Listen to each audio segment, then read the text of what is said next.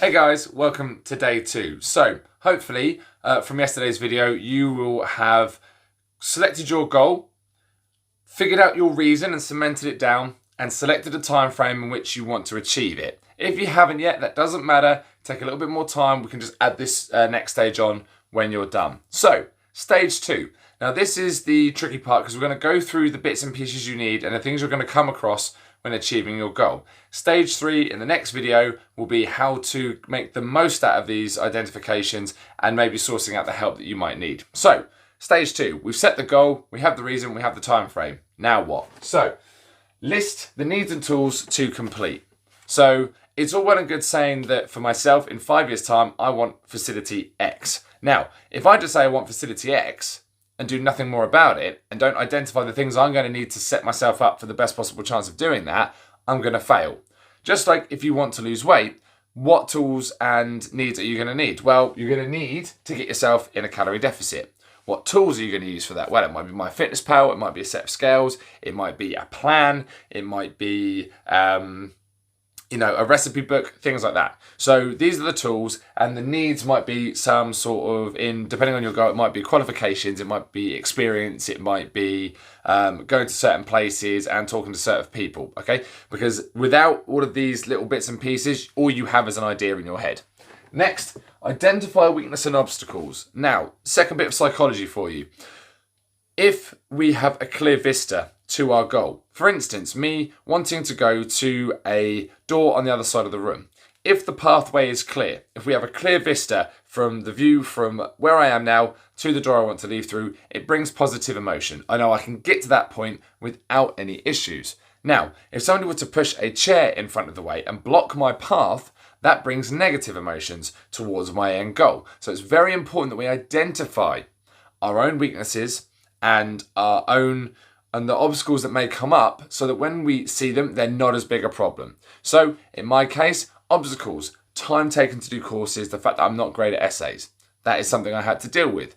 Lack of experience is something I will need to go and find. People saying that I can't do it or certain things getting in the way. These are all things I had to identify when creating my goal to make sure that when they came up, I was more prepared for it and they didn't derail me as such.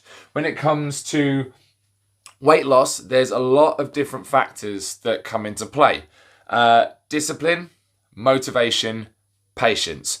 Now, you're told a lot that you have to be disciplined and you have to be really motivated for your goal. That is not possible at all times.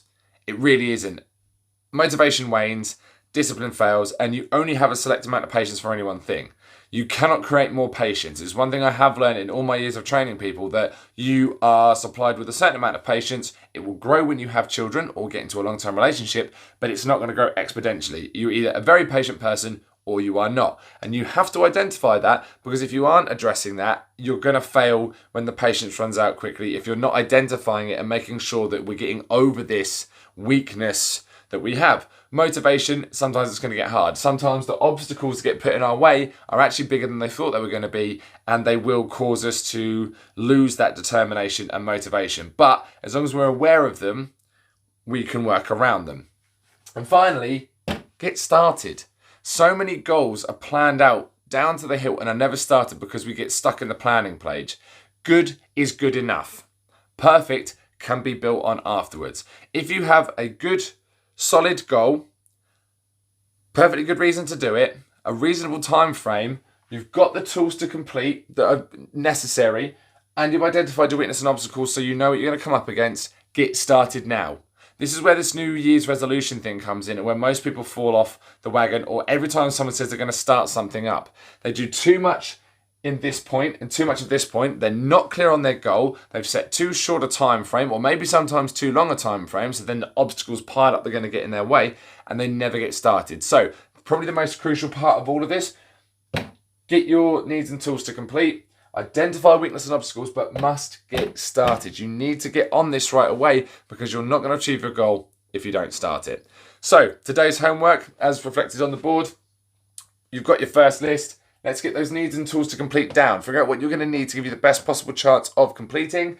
Identify those weaknesses and obstacles so that when they come up, they're not so much of a shock, and make sure you're getting started.